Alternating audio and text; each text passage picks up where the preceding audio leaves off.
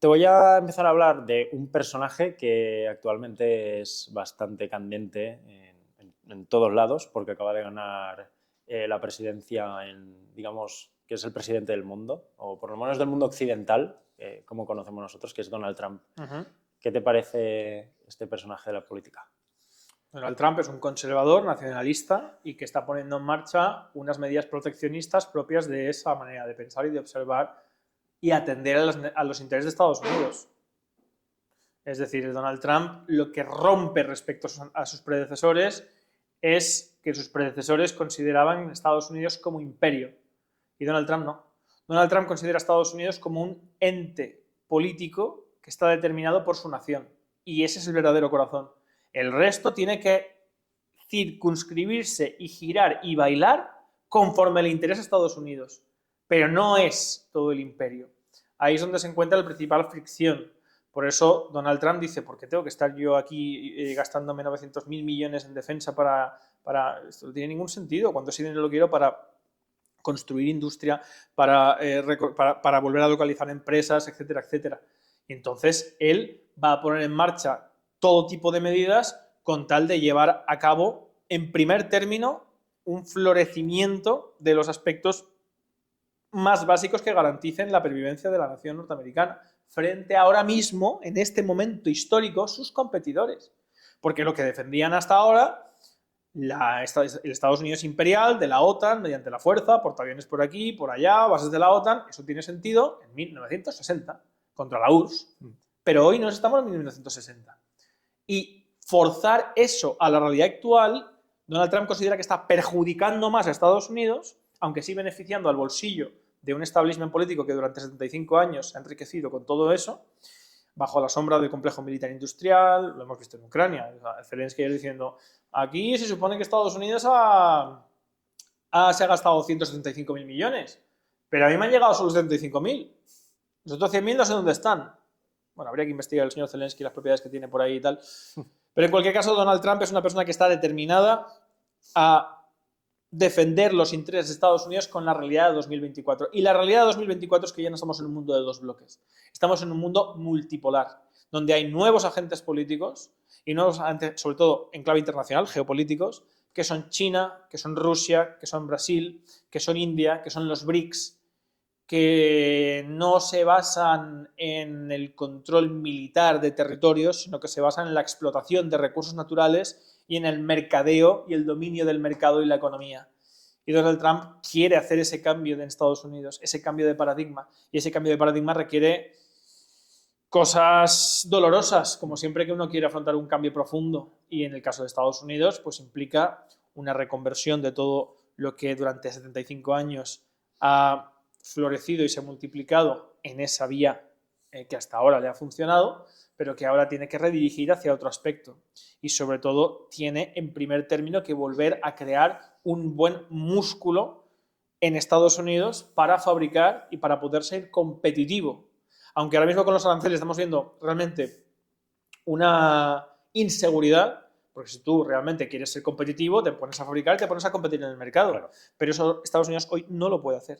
Para poder hacerlo tiene que hacer cosas previas, que es atraer a empresas. Se basa en su posición de dominio respecto a terceros, Canadá, México, otros muchos países, entre ellos también la Unión Europea, para decir, vale, ahora os necesito vosotros a mí. Hasta ahora he estado ayudándoos a vosotros. Ahora necesito que vengáis aquí. Que me devuelvan, ¿no? Claro, que os gastéis aquí la pasta y que traigáis aquí vuestras empresas. Y tengo que volver a crear una clase media fuerte para poder bajar impuestos, para poder volver ahí será cuando yo podré realmente competir con el resto del mundo. Además, en un contexto productivo y económico muy diferente al que se ha vivido hasta ahora. Porque está Internet, está la inteligencia artificial, están las nuevas tecnologías, las startups, está el espacio, la área tecnológica, etcétera, etcétera. Y eso es lo que está haciendo Donald Trump. Está defendiendo los intereses de Estados Unidos, el America First. Por eso cito a McKinley, que fue el presidente norteamericano que vio el cambio del siglo pasado en Estados Unidos, murió asesinado por un anarquista y su doctrina, la doctrina America First, o América para los americanos, fue heredada por su vicepresidente, que fue Theodore Roosevelt, que fue el que más se le ha conocido esta doctrina, y él está reproduciendo esa premisa. ¿Crees que alguien como él, un perfil de hombre de negocios, magnate, etcétera, puede ser un buen presidente para un país, en este caso? O a lo mejor mejor que alguien que viene de la política pura. Yo creo que cualquier persona que tenga un proyecto claro y sepa conectar el momento en el que vive con las necesidades de su sociedad puede ser un buen presidente. No es necesario ni que sea empresario, ni que sea rico, ni que sea nada.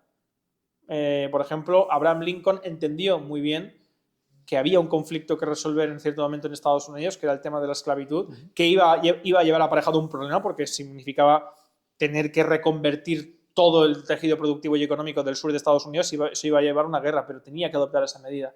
Y era un tío que no tenía ninguna titulación, era autodidacta, pero fue un gran presidente. No solamente porque supo entender ese momento histórico, sino porque supo resolverlo. Ganó la guerra civil y además de ganar la guerra civil, luego destinó todos los recursos a la reconstrucción del sur, de los que le habían hecho la guerra a él, porque tendría que ser la manera de mantener cohesionado y unido. Es decir, para ser buen político no hay que tener, como algunos creen, saber hablar inglés y tener muchos títulos y ser súper guay, ¿sabes? Para ser un buen político lo que hay que hacer es ser honesto.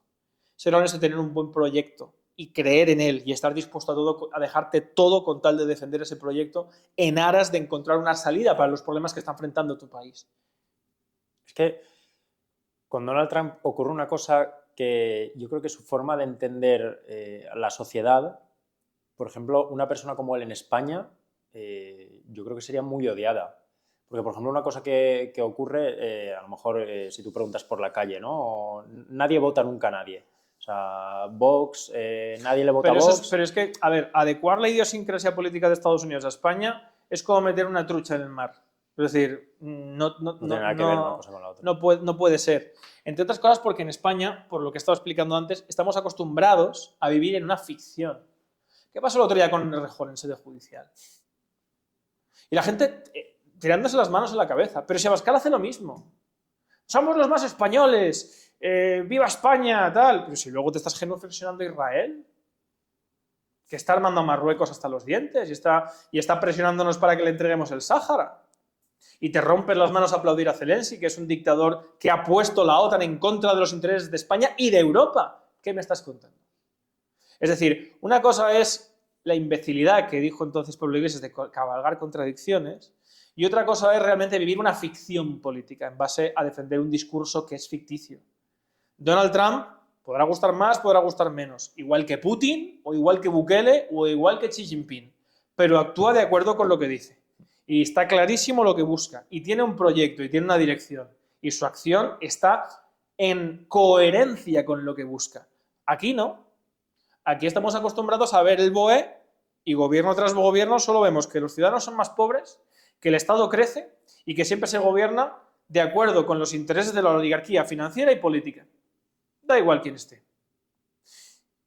Y para que eso se mantenga así y los ciudadanos cada vez estén más crispados y digan, madre mía, tengo que ir a votar porque si no España va a ser Venezuela o madre mía, va a volver Franco, tienes que inflamar constantemente a la gente con discursos ficticios. Y si hace falta, si tienes que llegar a decir la chifladura de que una persona que pone una denuncia contra otra persona por el hecho de ser mujer, esa denuncia automáticamente es verdadera, lo dices. No tiene ningún sentido. Es irracional. No es ni siquiera filosóficamente lo suficientemente consistente como para ni siquiera crear una ideología seria.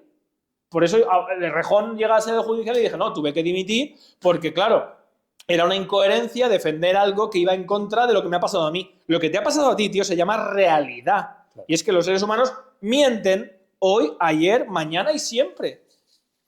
Pero la política española se desarrolla en una ficción, en un como si, empezando por la propia Constitución. De hecho, le dicen, si tú decías lo de que las denuncias valían nada más expresarla, ¿cómo puede ser que tú dijeses que esa denuncia no era válida? Y dices, sí, claro, por eso tuve que dimitir, ¿no? Porque... Sí, efectivamente. Y da igual. O sea... Efectivamente, porque ningún político en España defiende realmente nada. No defiende nada. Todos son socialdemócratas.